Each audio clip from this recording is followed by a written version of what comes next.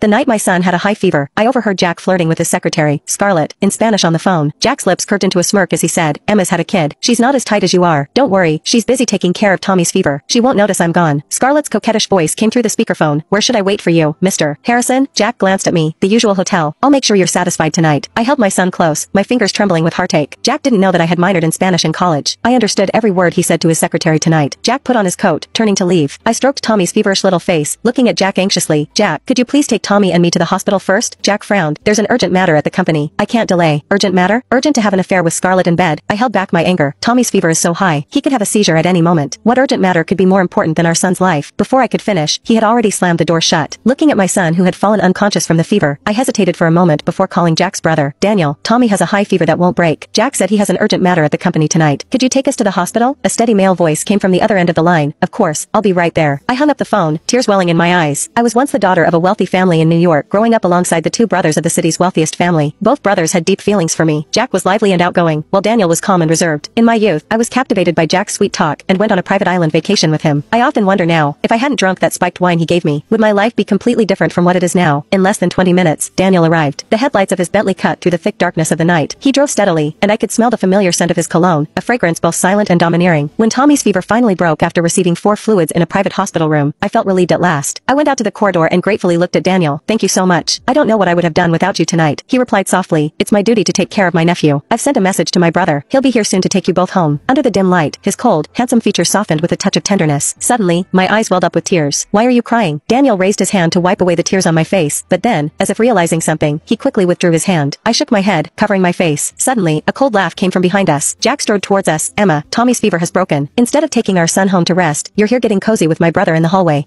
What's this about? Tired of the younger brother and want to play with the older one now. My face turned pale. Daniel frowned deeply. Jack, what nonsense are you talking about? Tommy was burning up so badly he passed out. Instead of taking your son to the hospital first, you rushed off to the company. What could possibly be more important than your child? Scarlett, following behind Jack, her face still flushed with passion, chimed in. Mr. Harrison recently closed a big deal with Spanish clients. He's been busy with the contract signing these past few days. Isn't Mr. Harrison working hard to provide a better life for Tommy and you? Emma? No one responded to her. Jack pulled me into his arms, looking at Daniel provocatively. Brother, thank you for tonight. I'm taking my wife and son home now. In the future, unless it's absolutely necessary, you shouldn't meet Emma alone. You understand the concept of avoiding suspicion, don't you? I struggled out of his grip, my eyes red. Jack, the doctor said if we had brought Tommy in any later, the fever could have damaged his brain. Can you stop throwing dirt on your brother and me? Scarlett blinked and giggled. Jack suddenly glared at her. What are you laughing at? Go home now. Don't be late for work tomorrow morning, or I'll dock your attendance bonus. Scarlett smiled seductively. Yes, of course. I'll see you tomorrow morning, Mr. Harrison. As she brushed past me, I caught a whiff of her strong rose perfume. My face immediately changed. When I was 2 months pregnant, I had smelled the same scent on Jack's shirt. Perhaps it was a woman's keen sixth sense, but even then, I felt that Jack might be having an affair. But Jack was extremely attentive to me at that time. He always informed me about his business dinners, never stayed out all night, and frequently gave me expensive gifts. During his vacations, he would turn off his phone to spend time with me wholeheartedly. He even hired a specialist to give prenatal education classes for our baby. So apart from that perfume, I couldn't find any evidence of Jack's infidelity. Looking back now, Jack had mastered the art of counter-surveillance, keeping everything perfectly hidden. If it weren't for overhearing him flirting with Scarlett in Spanish tonight, I might have continued to be deceived, constantly reflecting on what I had done wrong, wondering if my postpartum recovery wasn't good enough, unable to give him ultimate pleasure at night, causing his mood swings. After returning home, I looked at Tommy's adorable sleeping face, tears streaming down uncontrollably. Tommy is only 3 years old this year. I don't want him to grow up in a broken family at such a young age, nor do I want his childhood to lack a father's companionship. I'm really afraid that when he grows up, he might say something like, I don't need a lot of money, I just want a lot of love. In wealthy families, pearls and gold may be plentiful, but love and companionship are especially precious. So even though I knew Jack had betrayed me and was having an affair with his young and beautiful secretary Scarlett, I didn't bring up divorce. But I never expected that my forbearance wouldn't awaken Jack's conscience. Instead, it invited Scarlett's provocation. On Sunday night, Jack actually had Scarlett move into our villa. This was our marital home, where he once stood at the front door, smiling and vowing to love only me for the rest of his life. But now, for another woman, he had forgotten all those vows. As he helped Scarlett carry her suitcase into the guest room, he said to our housekeeper, Mrs. Johnson, please make some Sichuan dishes tonight. My secretary loves spicy food. I stood on the second floor, coldly watching them. Tommy just recovered from his illness. He can't eat spicy food. Jack's eyes flashed with guilt. Oh right, my son was sick recently. Mrs. Johnson, could you also make some seafood porridge? Perhaps he knew this situation was inappropriate. That night, he came to my bedroom to explain, Emma, listen to me. The reason I let Scarlett stay at our house is because the Spanish business is urgent. It's not unprecedented for a personal secretary to temporarily stay at the CEO's home. Please understand, this is all for work. I smiled faintly.